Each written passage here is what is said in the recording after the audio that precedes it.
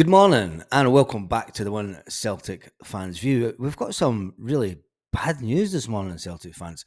Celtic are considering selling the one and only man of the moment from Wednesday night, Gustav Lager-Belke, according to the Daily Mail's Stephen McGowan.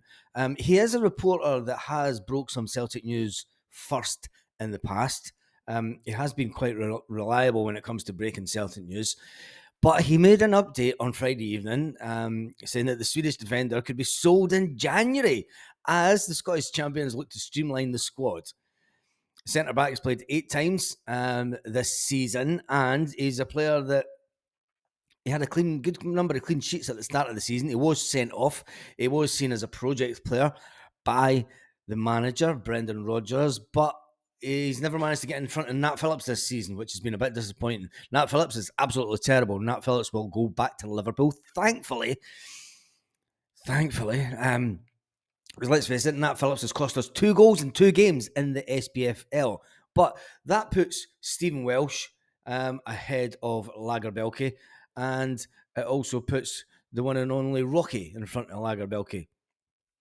Will Celtic be advised to sell him, or will Celtic keep him as a backup? A £3 million player to sit on the bench is probably better if he was put out on loan. He is one of the players when we did the keep, sell, or loan lives. I think he was a player that was ahead of Kobayashi, let's face it, and you would keep ahead of Nat Phillips also.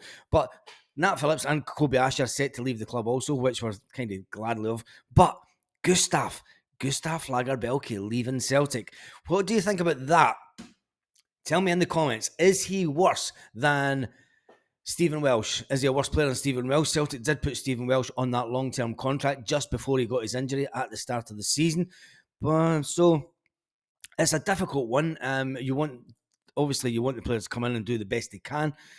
I thought he did okay on Wednesday. Tell me what you think about it in the comments. Is he Celtic standard? Does he need to beef up a bit? Is it the fact that he's just young? Can we make him a better player? That's an interesting one. But the breaking news last night, and it's sad for myself because I liked the player, it was that Stephen McGowan has said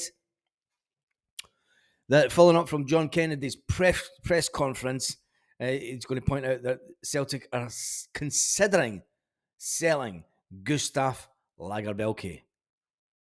Unbelievable. Anyway, let's get to the game today. We do have a game today, back home at Paradise, and we're going to go through the team. And this is the team that I think will play against Hearts today. So the Celtic Hearts game is today. Tell me what you think. The scoreline will be in the comments. I'm going to do it on this way rather than live so that we can keep track of the comments this time and keep track of the scorelines, and we'll go back to it after the game this evening. So Brendan Rodgers does face a bit of a dilemma on who will play at the back. He's definitely going to start with Joe Hart. Joe Hart did have a good game, and you've got to remember that was Joe Hart's last game in the Champions League, and it was interesting to see that Joe Hart got a little bit emotional when he admitted that his son was there to watch him. It was obviously important to him to have his son see him playing in the Champions League, see him playing at the highest level as a professional player. So, it was a big moment for Joe Hart, and I don't think that a lot of us took that into consideration the other night. That was his last game in the Champions League, and let's face it, he's had a fantastic year when you look at his career in the Champions League. He has had a fantastic career. We have got him at the end of his career. He is Joe Hart, and we can't say anything too bad about him. He's had a fantastic career. He's had some dodgy moments at Celtic, but he's had those dodgy moments throughout his career also. Anyway, starting today in goals will be Joe Hart. At the back, it's an easy pick, really. You've got Alistair Johnston. You've got Cameron Carter-Vickers will come back into the team today. He is ready to play, said the big John Kennedy. And Liam Scales will also play alongside Greg Taylor. And Scales will probably cover for Taylor most of the game. Anyway, move on with that. Taylor is obviously coming into the frame. He's ready for a tough run. There could be a new left back coming into Celtic in the next transfer window. And it'll be interesting to see who comes in if we get this player in. The ex-Benfica player. So it'll be interesting that. Moving on to the middle of the park. I think that after he did okay in the Champions League, obviously Tomoki Awata went off injured, so I think Paulo Bernardo will come straight back into the team.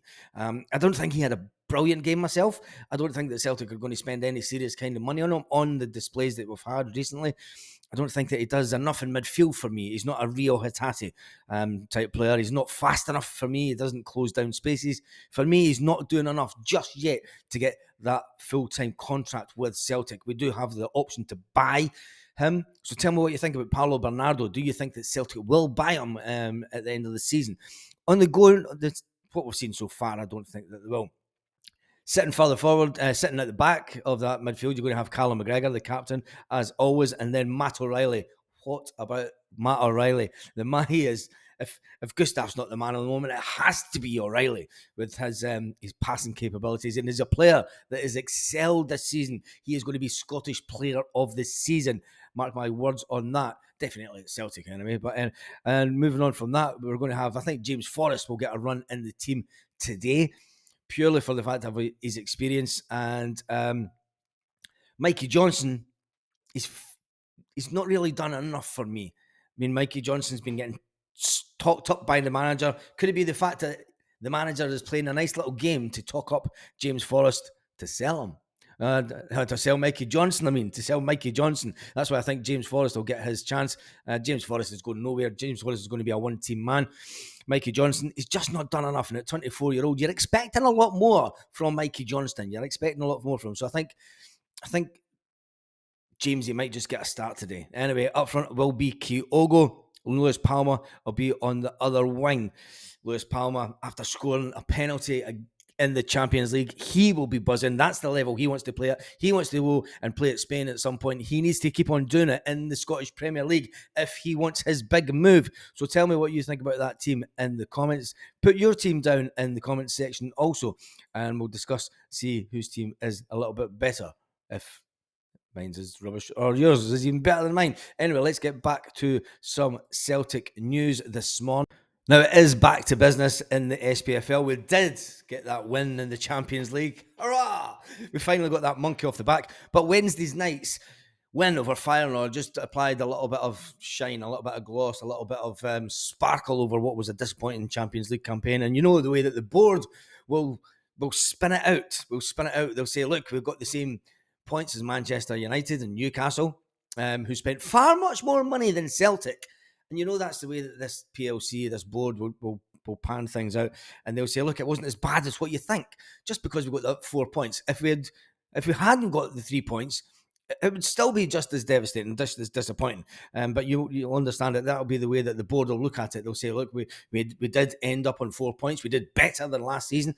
And, there wasn't the consolation of dropping down into the Europa, which is disappointing from our point of the season, our point of view. And when you look at the beginning of the season, I thought this was definitely a group that we could have achieved a lot more in.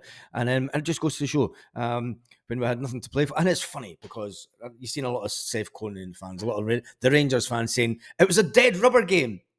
Now, can you remember back to the end of last season? I'm going to talk about it for a second. It's funny. And you remember back to the end of last season when they won a dead rubber game and they thought, yes, Beale has he's got Ange Ball. And then Ange Ball's running away from Beale. And then Beale gets sacked. Anyway. Might have been a dead rubber game, but it was an important game to Celtic. Chris Sutton has been saying that Celtic weren't ready for this campaign. He said, I've said it often enough. Brendan Rodgers has no one left. He's left no one at the club in doubt what needs to happen next at Celtic. Players that were brought in just weren't good enough experience-wise. Celtic should not be a club that buys in the majority of their players as development players, says Chris Sutton. The club already have those. We need to develop our own players. We don't need to source them. We definitely need to bring more players through the system, says the big man himself. He says Celtic will just tumble back into a cycle again next season where they've been, he says, before. And he hopes that Rodgers will be up for it and Rodgers will get in some good players that need to point the club in the right direction. He says the club need to deliver with the right additions, says the main man, Chris Sutton. Then they need to deliver when he gets them. Brendan Rodgers, it's the only way for Celtic to go forward in Europe. The right course is it will not guarantee the club will be in the group stages after next season, but with the title race truly on this season. Chris Sutton says, with just over 2 weeks to go until the January transfer window, it opens up a chance for Celtic to go out and buy some good players to come in and make this squad better, make the first team better, and then move on and go on a fantastic run to the end of the season and become champions again in May. Just like Brendan Rodgers said when he stood at Celtic Park at the start of the season. He says, I have to prove the doubters wrong, but can the doubters come back here in May? And we'll talk about it then. And on that note, have a fantastic day, Celtic fans, all around the world. Lit. Roll up to the party, roll up to the party, roll up to the party, roll up.